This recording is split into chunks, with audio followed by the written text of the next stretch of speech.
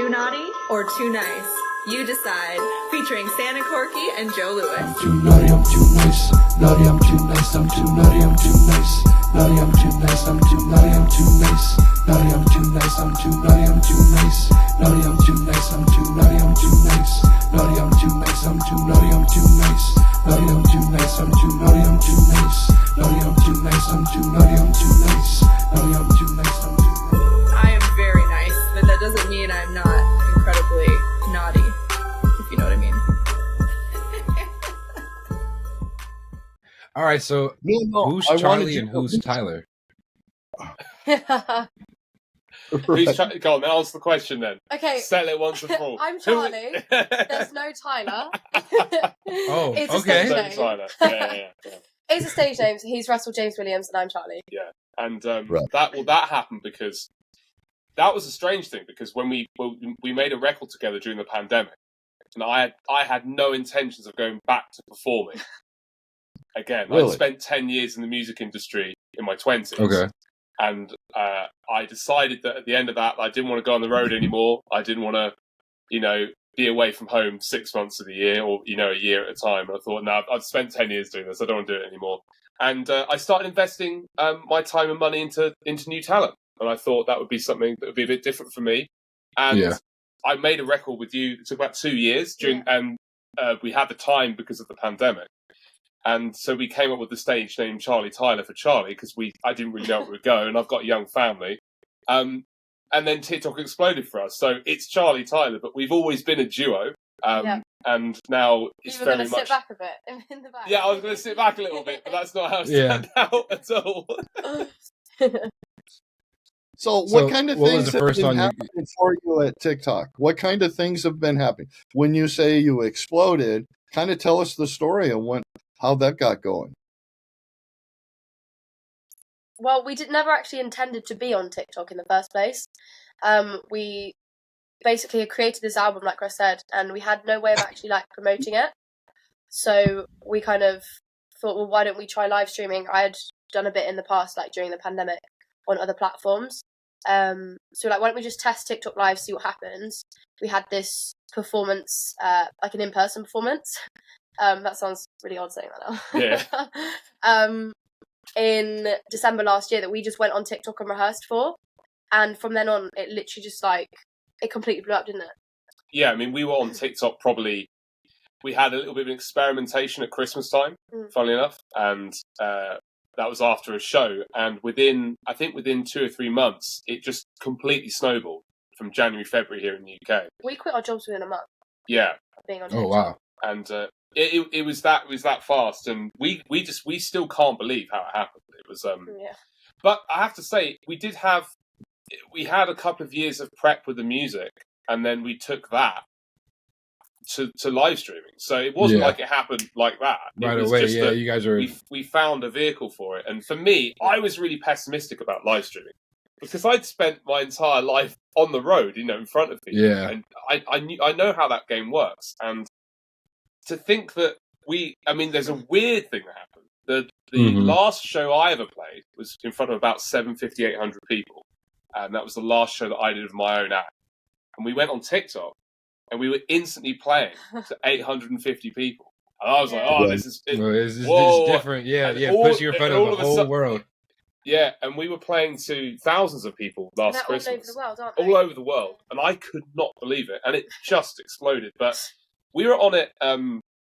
we were on it just to grow the short form, weren't we? We just wanted to grow the profile. The first time we'd go on it, we'd do, honestly, a 4-hour show in the afternoon.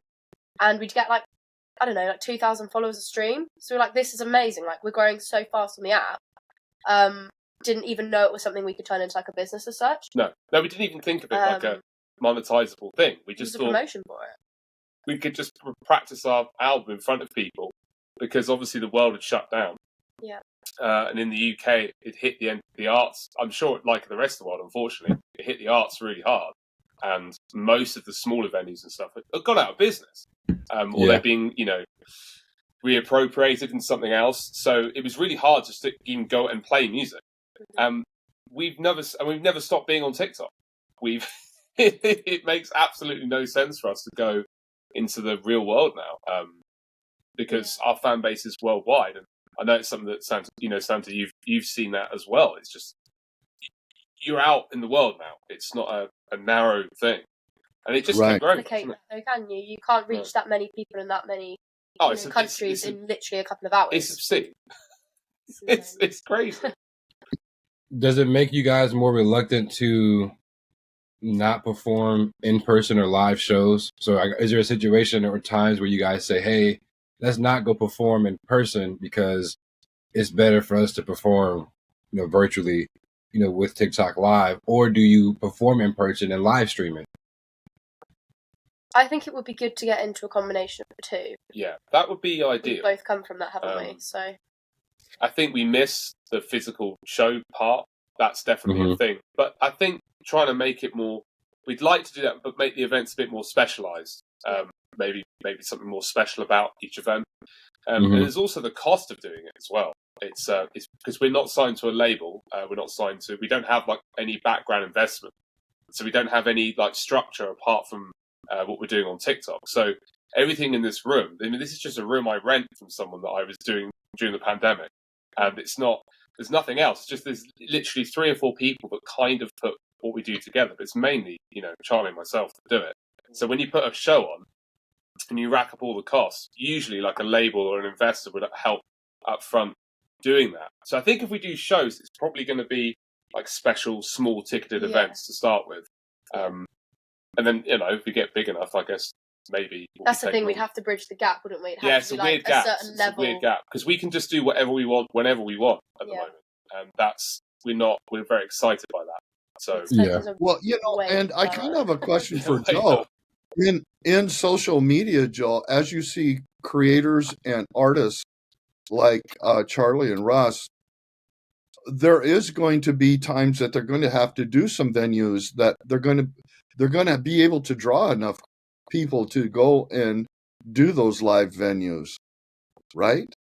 Wouldn't you think? And so Charlie Tyler, you got to do it right.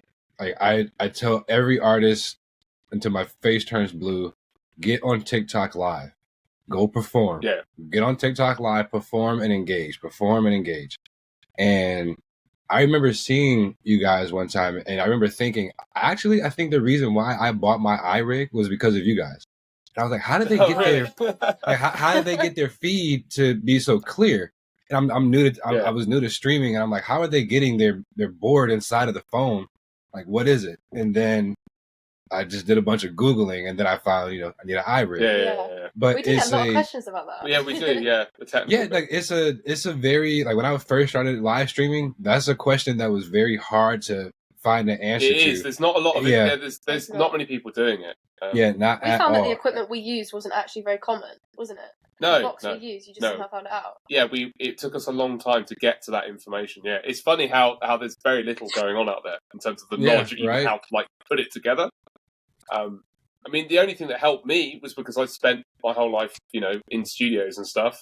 I just had to adapt where it was going, and once I'd figured that out, we just did it all by accident. It sounds like there's some sort of great idea, and TikTok, within the TikTok community, you have a lot of people asking us, like, how did you do it? Like, how did you know this would work? And the answer is we actually didn't at all. We just felt, because the other strange thing as well is that we perform, so all the backing tracks you hear, like, we all make them together in here with all the equipment in front of us. And then we just remove parts that we then perform over. And we kind of thought at the time, well, that's a little bit weird because it'd be good to have a band and a full of setup and stuff. But people just love it. They just love the duo bit. And that's one of the oddest things. And Charlie's such a competent singer that she can... It's something about... One thing that we have discovered by accident is there's something about the combination of how we produce the music and then how we perform on top of it and the interaction between that. There's something about that seems to be almost kind of infectious. And we're not really sure what it is about the live streams, but we've kind of hit on this little formula, which is odd. We still can't how long have you two known each other outside of making music? Well, we only knew each other through making music, like 3 years-ish. So a friend of mine said that, I had another couple of artists that I was helping develop at the time, and one of them said, "Look, there's this kid down in Cornwall, which is kind of Right at the bottom of the right UK. at the bottom of the UK. There's not a lot going on in Cornwall." And he said, "Look, she's really good. You should meet with her on Zoom because you're looking for something." I was looking for one other person to develop. I thought, and I've got time just to help one other person. Mhm. And I reached out to Charlie, and we worked over Zoom, didn't we? For like 3 or 4 months straight, just working together. And then she came up to London for a bit, and we just kept going. And that was it. So we've only known each other through the music. But the oddest thing was that with the live streaming, it was just the end. It was the last little key. It's the last thing we tried to do. It's the last thing we tried to do in desperation to figure out what to do after the pandemic, and everything just kind of slotted together. Yeah. So, but it is odd. Very strange. And I'm sorry. Now I'm trying to think about. So now you have my TikTok brain working. So I'm trying to think like, what is it about the duo that makes it, So that's why I asked, how long did you guys know each other? Because sometimes there may be a chemistry that you two are unaware of that is there because of a bond, but that the audience sees and that they like to see. I have creators sometimes they do live battles, and the audience loves the fact that they're a dad and a daughter, and that they're going against each other. Yeah. So sometimes it's kind of those components that will, for you as a musician, you don't notice it or you don't think about it because it doesn't matter to the music, but to the people viewing your live stream, there's certain things that they like to see. Sometimes it's contrast of male, female, or just two people, one guitar, one singer. Just even that duality in musicianship with the singer or piano player, singer, guitar player. It's the same with like trios and bands and stuff. I just think it was by accident. There is definitely, I think one of the things that we do consciously is that we are aware that what we do is not, we don't view what we do as just a music act. So we class ourselves as almost like social media entertainers now. So I like that. We know that we're there to give people a good time and to socialize with them.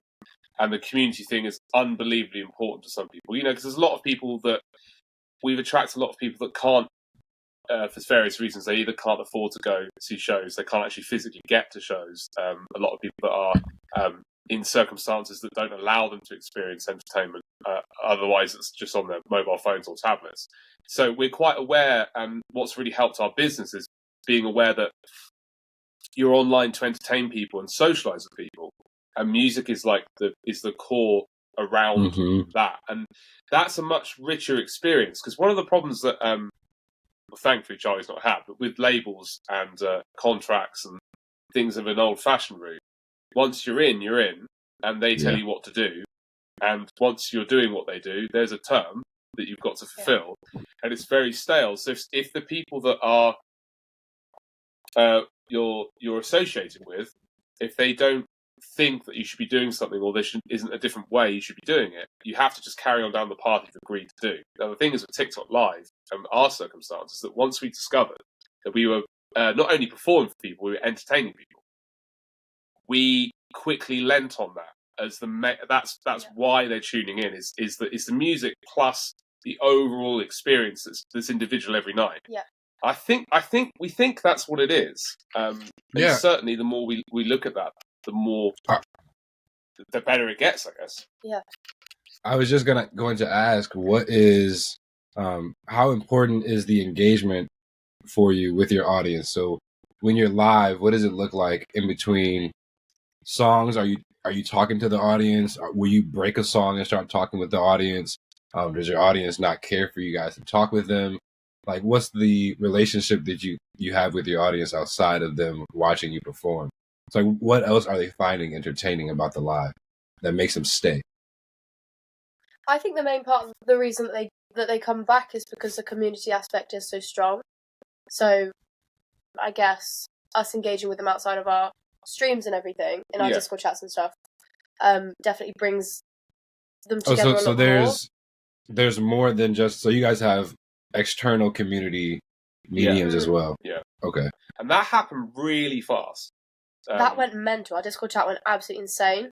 That was quite bizarre, in a good way. But you just realise you've got all these people on the internet all suddenly getting together over a common source. And it's that happened really quick, and we have a lot of reactions. I'm sure you guys have seen the show. We've got confetti cannons and props for gifts, reactions, and different things that happen if you send a gift. And I just scream my lungs out when people send stuff. And it's we because the irony is that we came on it so casually that any serious musician will kind of look at it and go, "What are these people doing?" We got a lot of that at the beginning. We did. They were And like, just think, "Well, these people are a bunch of jokers. Whatever. Blah, blah, Something blah. stupid." But what actually happened was that the more we combined the entertainment with the music, the stronger and stronger the Charlie Tyler thing became. And in April, we were the biggest music act on the internet for about 3 or 4 weeks.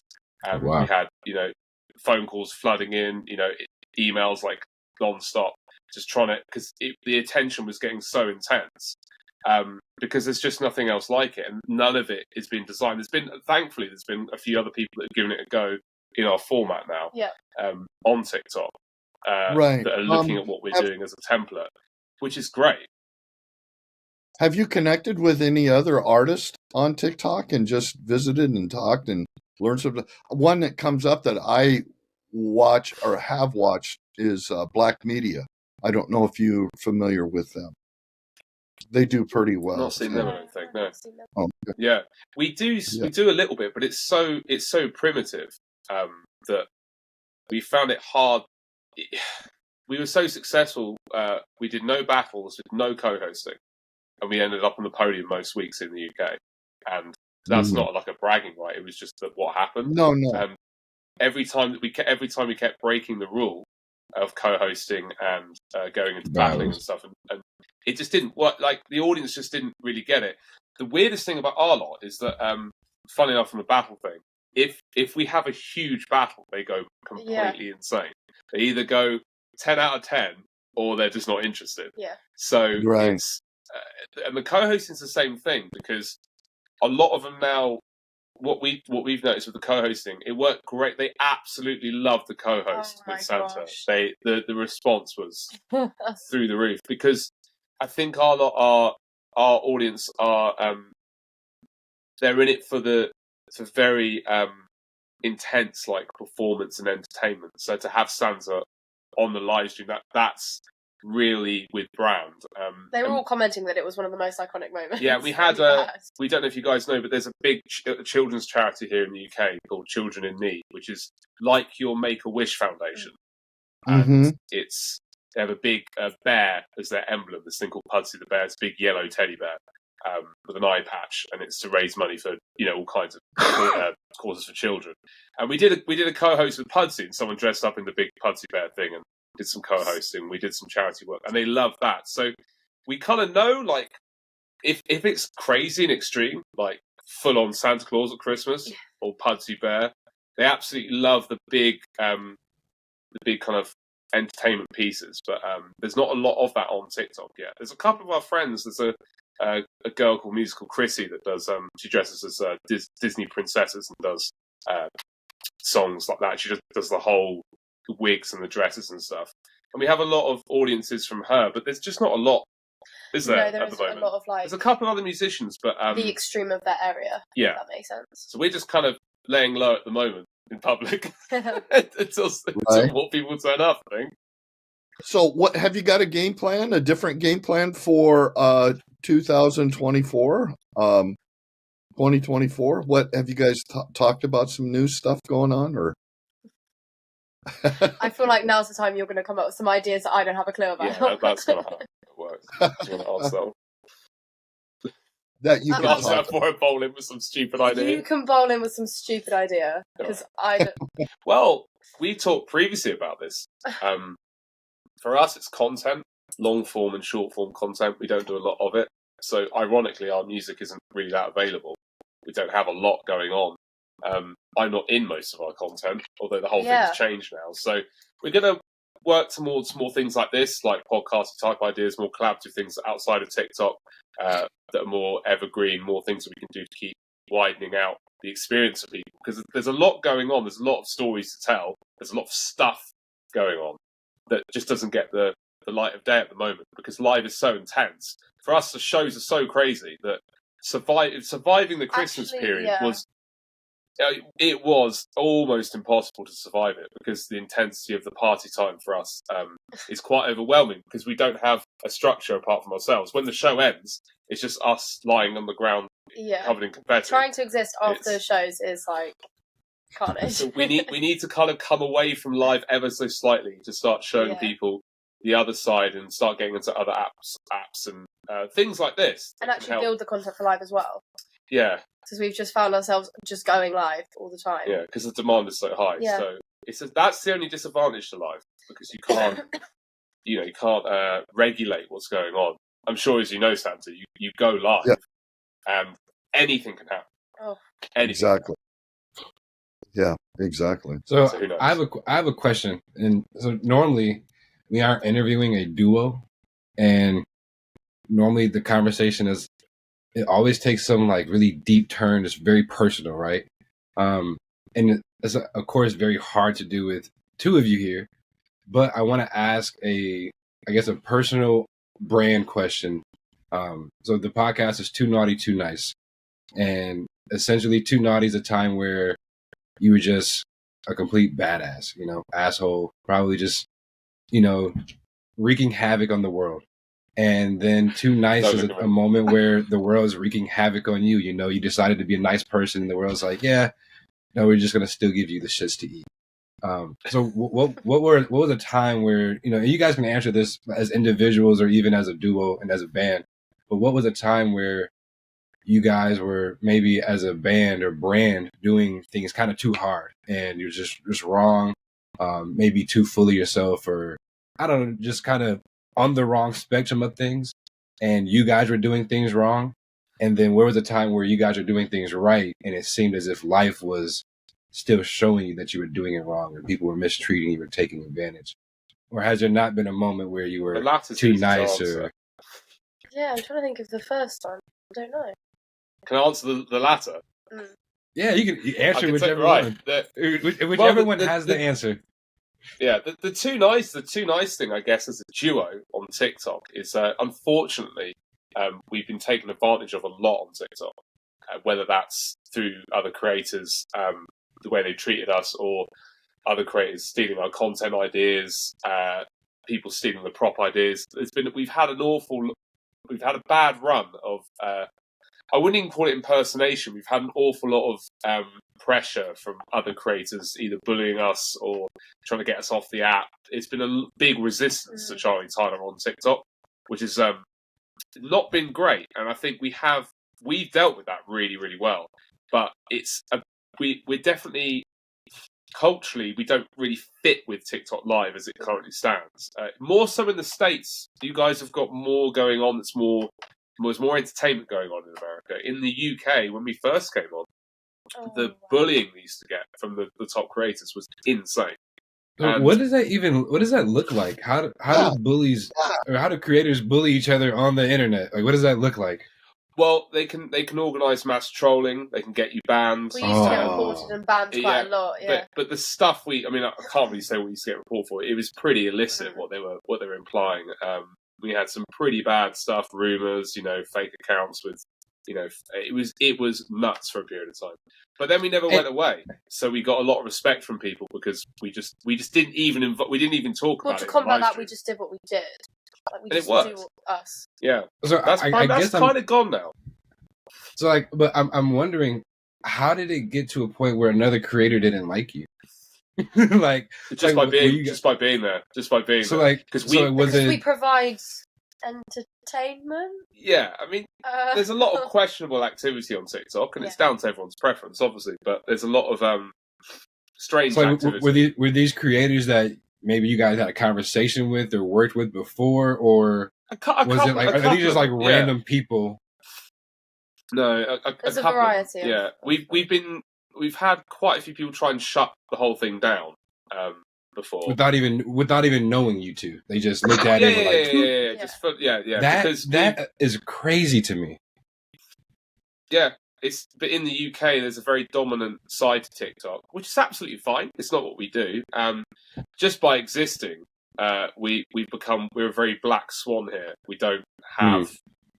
We're very cast out. We're not something that fits in at the moment with the UK. Now that's started to change in the last 12 months. But that was really disappointing because we just played music and entertained people. So to have that type of stuff was mad. But Yeah, I think that's why I was a bit confused. Yeah, we just couldn't understand why. We were very naive when it first was happening, and now it makes a lot of sense as to why it was happening. And we really stuck our foot in it, didn't we? When we started battling, because there was a period of time battles with ourselves. We troll. Yeah, we had a period of time where we were very hard to beat in battling in the UK, and no one liked that because obviously we're not a battle account, and we got into the semi-finals of the biggest battle that the UK's ever had, a tournament. And no one understood why Charlie Tyler and Russell Williams were in a battle. I don't think we did. We didn't understand why they were doing it, but the push was so hard, we just wouldn't lose. And we actually only lost that battle tournament because everyone was just, the whole of TikTok was just gifting against us. And it happened at Christmas. So this Christmas, we were on the podium for the second week, and all these creators were just piling in to try and get us off the podium. They didn't do it. And you think, why? Like, we're just playing music. And there's behaviours that we've had to deal with, but that's a too nice moment, I guess. We've never given in to that. I'm quite proud to say that we've never actually done that. But unfortunately, just existing. Maybe it's just a look on my face. People don't like me sometimes. You got a smug look on your face they don't like. We just entertain people, and I think that's we have a very passionate fan base. So, they do go a bit nuts when required to. Yeah. But I've learned, and so I come from the music industry, and then I started live streaming after I managed influencers. And what you two are doing is very special. People can't do it. So that's why you guys receive the backlash or the hate that you guys receive. Live, a lot of people in the influencer sphere, they want to be musicians and they don't have the talent. And then a lot of musicians want to be influencers but don't have the platform. You guys have both. And that really pisses people off. Influencers, all the influencers I worked with, I say, what's your dream? I want to be an actor or a singer. That's it. Right. Or be an entrepreneur, but it's always actor, singer, or entrepreneurship. That's it. Yeah. And then when I ask an artist or a musician, hey, what do you want to do? I want to have 1 million followers so that I don't need a record label anymore. Yeah. Oh, but you guys have social media and you have music and it's working. That's going to piss people off. It's going to piss labels off because you don't want to sign to them. It's going to piss other musicians off because you have more fans than them. It's going to piss off other influencers because you can actually entertain your audience versus most influencers who sometimes just sit there on the camera, or I have to play games. Santa has to be Santa. You guys get to show up and riff the guitar and sing, and everybody, loves it.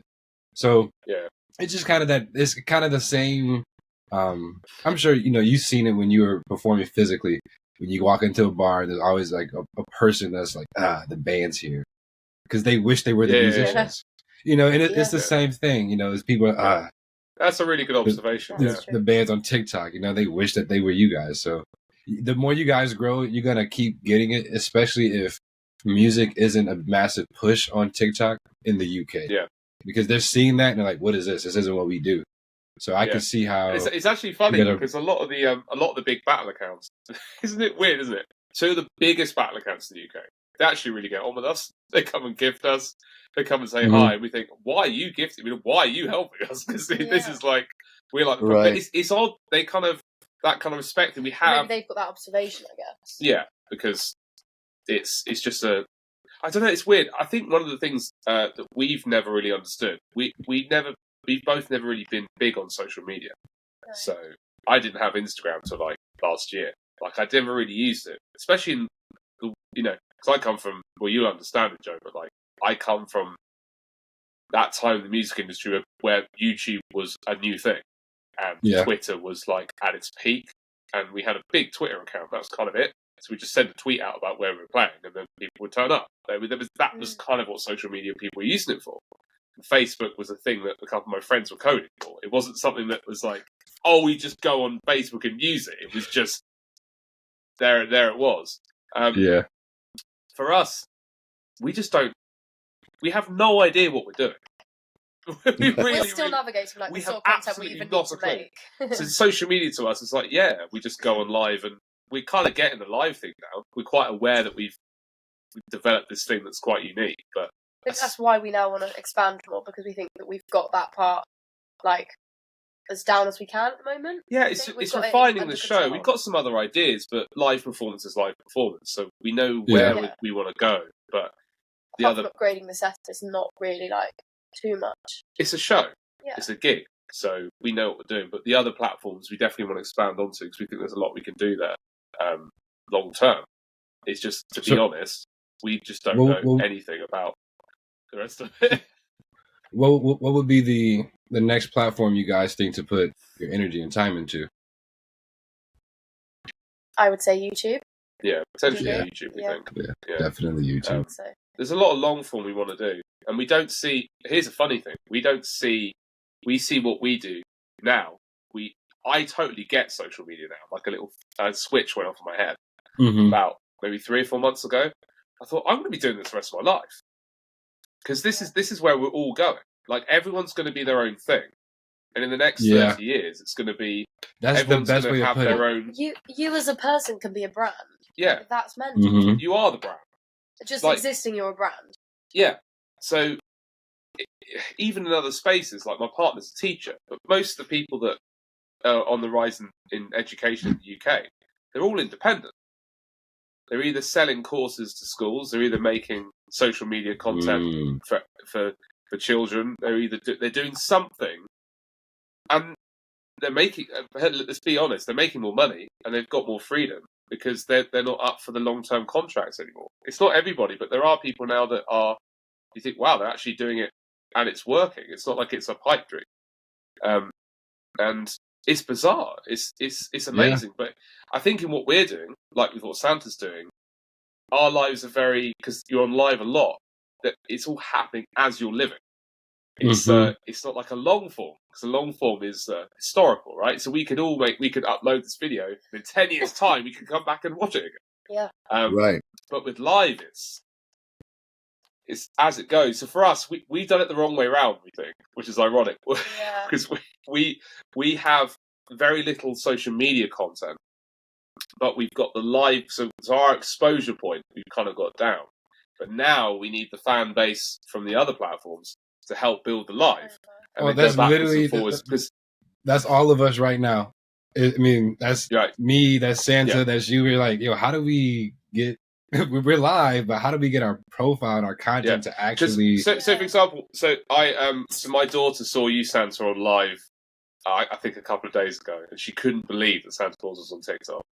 And Yeah. she was like, "Wow, like Santa's on TikTok." I went, yeah, of course he's on TikTok. What are you talking about? So, and Right. she couldn't believe that you were on a live, not a video, because she's seen videos of Santa Claus and Christmas content, and she's understood. She's only 6, so it's it's not been around very long, but she gets it. But to see the live content is like a complete circle for her, because she there's other content of that on the internet, but for what we're doing, there isn't. So that's our big challenge. This year's our big challenge is to get the other content so we can feed through. We get a lot of live gifters and contributors from YouTube, and there's almost nothing on it. Yeah. So But we want people to go from those platforms and from Instagram and from YouTube and go, oh, now I can go and talk to them live, as opposed to watching their historical content. yeah, Whereas at the moment they're watching us live and they're getting that part, but they're not then being able to go and watch us on a long form. our album's not even out yet, so it's, We're all like backwards in this weird like it's growing very strange. phase. Yeah, Yeah, I mean, I felt the same way. I'm sure Santa probably felt the same way, because you went live expecting yourself to promote or be on social media, not to realize that you're engaging in real time. And essentially, it's like a FaceTime conversation with your audience. So I'm sure that you know, I went live thinking like, oh, let's just promote or do whatever. And then you look and you're like, wait a minute, I'm actually in front of people. Now I'm performing and didn't know I was performing. Now, it's everything's in real time. It's totally I think different. Once that ends, when it ends, they need more. That's not yeah. They're like little. They need it elsewhere. And it's crazy how people are into it. So we end the live and they're all in the Discord, Yeah. and then we turn up in the Discord and talk to them afterwards. It's kind of, yeah, we should just stayed live longer. Just Yeah. had a chat. But then if you've got a video coming out straight after you're live, then So just it's really exciting because we've built this with a group of people. Like they've, anything from the props, like that arcade machine, they sent it to us as a gift. Yeah. Like they've done all kinds. Our fans have done crazy things for us. They financed bits of equipment that we couldn't afford at the time. Actually bought us a microphone for Christmas. Yeah, they bought us a wireless microphone setup, and you think, wow, these people they literally just put their hands in the pocket, saying, no, we want to see this. This is what we want. We want to be entertained by this. And we got lots of people. There's one guy now who's one of our main mods, and he just doesn't turn his TV on anymore. He comes in and helps with the show. He loves it. And you think, well, that's better than spending $20 on a subscription on the television. But we do get a lot of them coming in and saying, well, this is what I would spend on going to a live show. So I'm just treating this the same because you're providing them the same entertainment. Bless you. Yeah. So I know some live creators kind of felt weird in receiving gifts, and I'm sure that you guys didn't, given coming from music and having a music background. We're a lot more used to our audience or fans, especially in the very beginning, being like, hey, here's some money, here's a microphone, and let me help you out. But was it awkward for you two to start receiving gifts or to start receiving money on TikTok Live, or was that normal? I think to begin with, we didn't really know what it meant. So we'd see these graphics on the screen and we're like, what is this? But I think as we got into it, we realised that was something we could actually use to build like a brand and a business, and we just kind of lent into that. And I think the more the audience knew that they were helping us to, I guess, expand the business and buy props and buy lighting and stuff, and knowing that it was our full-time income, I think that pushed them just as much. Like we just lent into that and thought, well, if they want to contribute, then they know that they can do so. The opportunity's there, I think. Yeah, and we've never really, we put most of what we earn back into what we're doing. Yeah. So, because we know that it's an opportunity to develop something, and we've taken that risk and it's paid off. A lot, I guess that's just something we naturally felt that, like, this is a great opportunity to get crowdfunding. And the gifting was, I think for us, the most shocking is when it goes mad. It's quite overwhelming. It's very overwhelming. What people will do for us. We've got people all over the world. We've literally got philanthropists in New York, Germany. We've got anywhere from people just coming in and spending what they spend at the bar at night. When you got those people doing it all together, and they know, what's funny, they know because they see the sets change. They see our clothing change. They see the music change. Yeah. They know that we're reinvesting it. So essentially, every track that's added into the show, they've essentially invested in. Yeah. So, but it's just crazy. And they know I've got young kids. They know I've got a family. So it's that part has been the most overwhelming thing about TikTok Live. We've always tried to do it from a positive. Because look, if you can't gift, we don't care. I mean, you can still get just involved. Sit and enjoy. Yeah. Tap the screen. Like the live. Exactly. It's that bit is quite. I think making that part known as well, knowing that like if you can't contribute like that, that's absolutely fine. Yeah. Because some people can more than others. And I am shocked. I still am shocked at the generosity of certain individuals, even if they're in the position to do it. I'm still absolutely bowled over by what some people have done for us. So that comes to the point where we may not realise how much we provide them with. Yeah, that's the other bit. Yeah, and that's the other. We don't understand that bit. You don't know how impactful you're being to certain people's lives.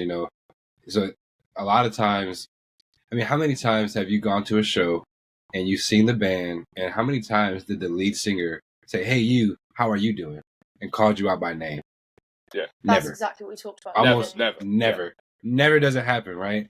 So when you guys go live, and you may only do it after every 3 minutes after a song, when you break that live and you start to engage and you're giving them that engagement, people will give you their bottom dollar if you made them smile, and if you made them feel as if you actually cared about their day, and they know you're being genuine. Like they'll give you whatever they have, because I mean, people aren't nice, so you'd be surprised that when you say, "Hey, Charlie, how's your day going?" You might have been the only person in 24 hours to ask them how their day's going. You know, there are times we only just started to see that because we've always tried to look after the community, but like we just can't believe it. I think the closer we've got to certain like supporters, they tell you about how they found our streams and you know the situations that they've been in, and I think only then you realise that you know some were in hospital, some like lost some of their family, or you know everyone's in different circumstances, so you don't realise what you provided them in those circumstances, and they just want to give you a little tiny bit back. So I think that's difficult to appreciate at the time until they kind of. Yeah, we're seeing it more now, which is what we want to look after people more this year. We do anyway, but like we just want to kind of expand that area a bit more. We're still trying to, and that's also kind of the content because we're quite aware that when we disappear, we disappear. So trying to do something where they but can. The fact they're in Discord chats and chatting to us like in our DMs and stuff, like you don't. It's so rare. You don't get that. Yeah. I was just gonna ask because you just said, you know, when you're not there, you kind of disappeared. And I know me and Santa both kind of struggle with, like, oh, I didn't go live. And when you don't go live, you are very much out of sight, out of mind. Like, your audience is liable to forget about you. So how do you guys deal with that, with keeping up with your audience? Let's say if you guys have to travel, especially since you guys are performing all the time when you're live, you know, and... like, you guys just can't go live and say, hey, I'm just hanging out. That's not your normal thing. So how do you guys keep it going if you have to travel or if there's a break? I think we've become more spontaneous with it. We used to, probably the beginning of last year, and a lot of last year actually, we would only go live in the studio or in our setups. And we'd go, if we can't do a show, you know, we just won't go live. And I'm pretty sure we probably streamed maybe like 350 days of last year. It was nuts. We were almost a little bit paranoid that if we didn't go live, everyone would just like forget about us, even if we didn't go live for a day. And I know a lot of creators do get the same thing, but I think we've, like I said, become more spontaneous with, you know, if we're out and about or doing something, then just hit and go live because they like to see every part of your life. So, I mean, I've had to fly back home to Cornwall 2 days ago. I went live in the airport and they were like, oh my gosh, like, I want more streams where you guys are in public and they're dropping gifts and getting you to shout about Wales in an airport. Yeah. And, like, they like that part of you as a person. And we did actually, as the fans have suggested it, we did actually take some time off, believe it or not, last year, about 4 days. Yeah. And I was going live. I was in another part of the world, and Charlie was in Spain. And we were going live, just some chat content. I just went on holiday with my family, and in the evenings, I just go live on my account, which we used to run both accounts. We're going to do that more this year. We used to run like a TV show where if Charlie wasn't live, I'd be live, vice versa. And one of the things we've learned is that the casual chat stuff really, really helps the community because it's a very easy thing for you to do, but like you're saying, Joe, you don't see the impact that you have just having a conversation with somebody. And where it's worked great for us is because it's a show. That's very much the show. We shout everybody out. It's the whole chaos. It's crazy, big entertainment.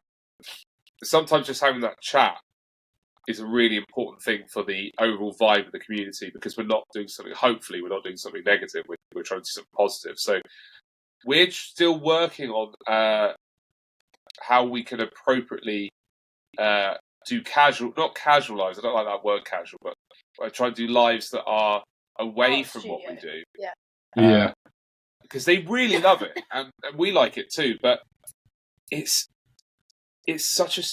hard because we're still learning on the job as such. So but I think we try to put into perspective I always think about if I was watching like our act, for example, what would I want to see from those people when they're not in the studio? Like, what sort of live streams would I want to see from them? Like, I want to see them in a more chilled environment. I want to just, be able to chat to them and ask them questions and that kind of thing. So I guess just, putting that back onto ourselves, like, how can we provide that content for them? But they do love it. Yeah. When we've been in and out of it, so we never used to do it, and then we got really into it, and our community actually grew even harder. And there's definitely something about the duo bit. So sometimes when I go live, when Charlie's, it's weird. He would go live when I was like doing the marathon and stuff. Yeah, so there would be, like, Charlie did the London Marathon here, and I went live on my account, and everyone piled in, and it's like a different dynamic. And there's something about, if you can keep the duo thing for us has worked really, really well because we can bounce off each other in what we're doing. Yeah. So shows kind of more different streaming, different accounts. It seems to kind of like ebb and flow, and That's what we're lucky about though is that there's two of us. So a lot of people don't have that. Yeah. Yeah. That multi-layered bit is really important. We're going to work on that a lot more. Yeah, it's I think dualities and duos kind of through time have always been like that. At the surface level, if I get tired of looking at you, Russ, I can just look at Charlie. And if I get tired of looking at Charlie, I can just look at Russ. So you have 200% going on at one time, whereas most people only have 100%. So I like you're adding more energy to the pie. So I see how it works, and I love it. I think you guys are like literally right on the head. Like, you guys are hitting it out of the park. There's nothing that you guys said that made me go, oh, maybe they should try this. Like, you guys are saying the exact same things that I tell everybody who's in music and who's on the internet, and you guys are doing it flawlessly. Yeah. The biggest revelation for us is the entertainment bit. Sorry, I got a bit of a cold. The biggest problem so does Santa. Oh, really? We've all been really sick here. Let's go with that. We are now entertainers. So we want to entertain people and provide content. And it could be all kinds of varying things that we're looking into. But we see the social media bit as a revelation and a revolution, if you will, of everything about every creative space there's ever been. But it's so primitive that even there's big YouTubers, but they've not been around for very long. Oh, you can't. There's nothing to look at. Like, you go, okay, Mr. Beast is the biggest YouTuber. Okay, well, how many Mr. Beasts have there been? One. It's like there's maybe 4 or 5 people on YouTube that are head and shoulders above as a platform. But it's not. I mean, I remember when there was like 3 videos on it, 4 videos. I remember going on YouTube, going, "What is this thing?" There's like 100 videos, and one of them's about a guy in a zoo. Like, what is this thing? It's not been around very long. And with TikTok Live, it's like starting YouTube all over again, because TikTok Live is the only thing where the performance is met with the tipping. And once you join those worlds together, you give someone you can prop people up in what they do. And other live platforms don't have that as much. So there's Twitch as well, but it doesn't work the same. It doesn't allow the same participation from an audience depending on what you're doing. But TikTok Live for us, people can reach out and they can interact with what you're doing. So you kind of think, wow, what if you could get other platforms going and you could make this happen, make this happen? But when you think about music, you're kind of just thinking about sticking music out, which is fine. That's the foundations to what we do, though. That's like the kind of base, and then we grow from there, I think. Yeah, so that's how we see it. We could be wrong, No, you guys are 1,000% right. I left the music industry and went into the influencer industry because I seen that influencers, they have platforms and they weren't doing anything with them in my musical mind. It's like, wow, if I had 1 million followers, I would just go sing. Like, influencers, they get paid $30,000 a post and they do nothing with the money. I'm like, bro, go start a label, go shoot your movie, go do something. And the influencers I worked with, they didn't have those ambitions. So I said, okay, let me do what they do, and then, just use the money for my ambitions. And I found through all the research and studying that the reason why artists don't do well on social media is because artists go, hey, here's my song. Take my song first, and then like me after, then like my content after. And I learned that if you give your song last, or you give something else first, they'll take to you. So whereas you two give entertainment first, and you guys give a show first, then the music's a byproduct, and now they're hooked. And it's not that you guys don't make great music, but I'm sure people come in because they seen the confetti gun, or they seen the lion, the stuff lying. So there's a lot of other components that are making people come in, stay, Yeah. and then they go, oh, they make music. And then you can finally get that music Yeah. piece that you really want as a That's musician. exactly you know? it. That's Just having exactly music It's there just- that's accessible for them. Yeah, it just That's takes why- us, 2 Yeah. steps to get there versus one, But Yeah. Yeah. It's still there for us. That's why drama works so well on TikTok, because people zoom around looking at the drama. Mhm. And especially in the UK, we have a very big Oh. cultural thing about drama. So our drama is the show. Our drama is the entertainment. Our drama is. We had a show where we let off so much confetti. You can see it on us. It's called the 700k stream. Gosh, you Um, put 4 confetti cannons within literally a meter square. And people were coming in because I just had all these confetti cannons lined up in a circle over there. We had 2 kilos of confetti and huge bags of confetti, and we just the room. There was no carpet. It was just confetti. Oh. And the thing is, people kept gifting it. Like all these big gifters came in to see what would happen. They'd throw like a Zeus down, and then like the whole room would explode. And we kind of, ever since then, like what you're just saying, Joe. We realised that the music is the backdrop to the overall entertainment. They weren't gifting us then because of the music. They were gifting us because of the insanity Mhm. of what's going on in that room. It's the fact that I couldn't load the cannons fast enough. Yeah, and what are they going to do next time when I send this? Or Yeah, and it was just, and we think that it's got to be the future of things, because you can't, like you say, Joe, no one's going to reach out and say hi to you or respond to what you're saying, because when you watch a film, if it's like a masterpiece, you'll just watch it.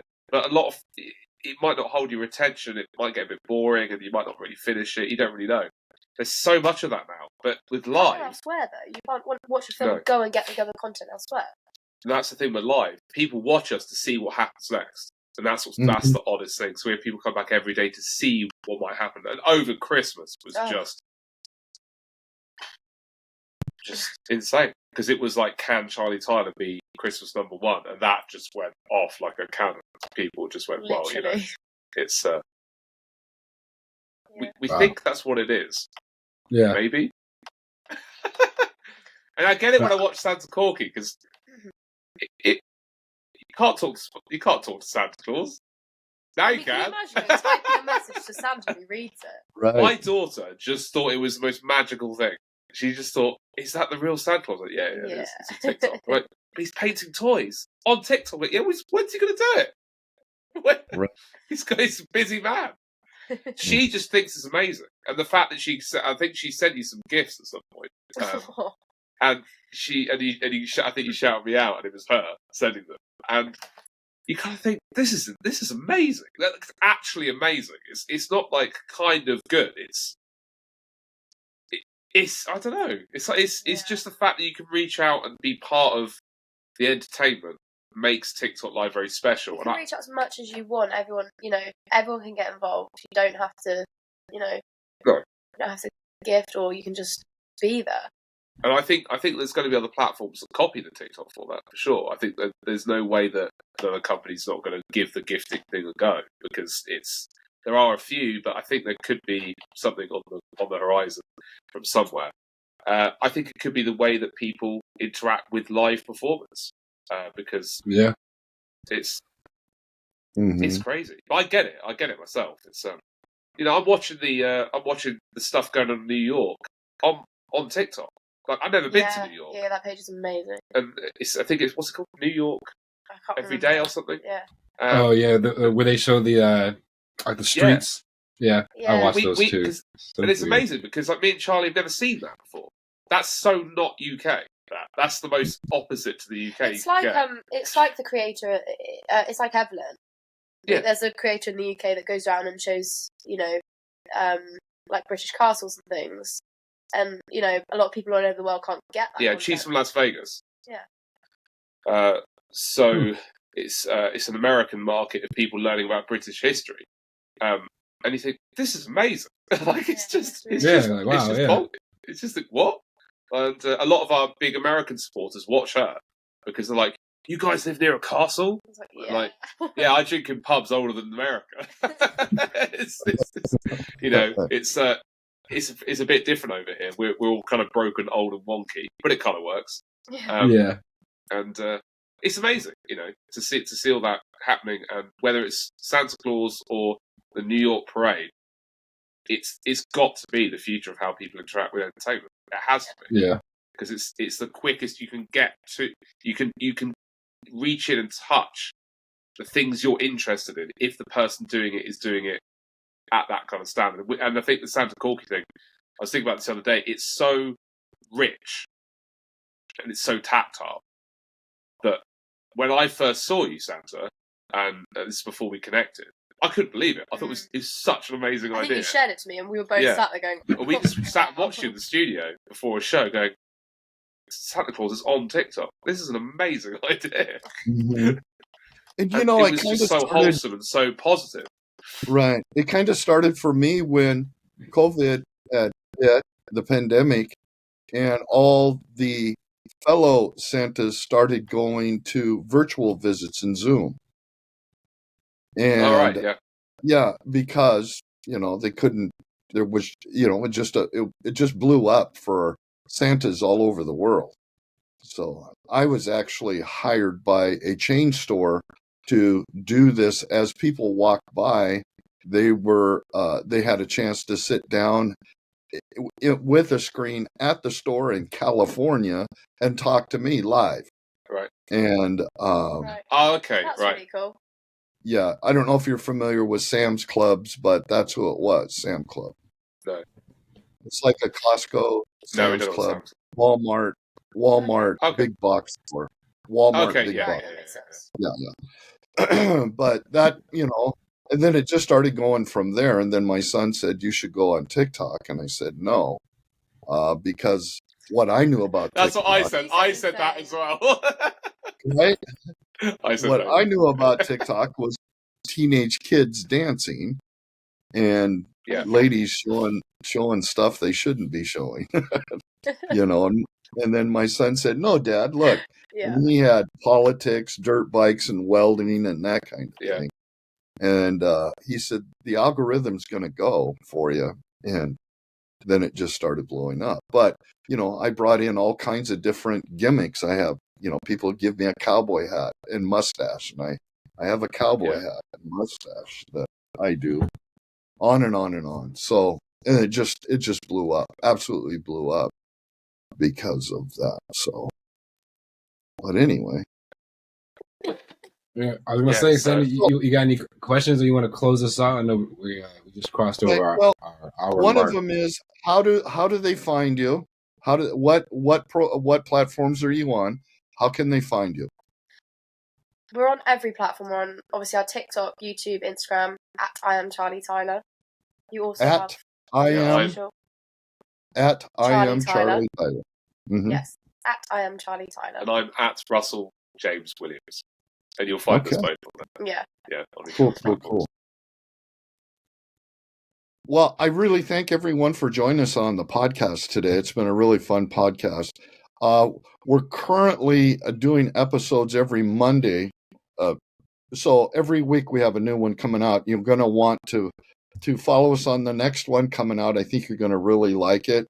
And don't forget to subscribe and like, and even throw in a comment in there, because that helps the algorithms really go. So thank you for coming in. You can stay up to speed with everything on Too Naughty, Too Nice just by tuning in to us every week, Monday for sure, that when our new one comes out. So I want to thank Russ and Charlie for coming on. I appreciate it. It was amazing, and I just love your work. So thank you so very much. So much. We love you too. Thanks.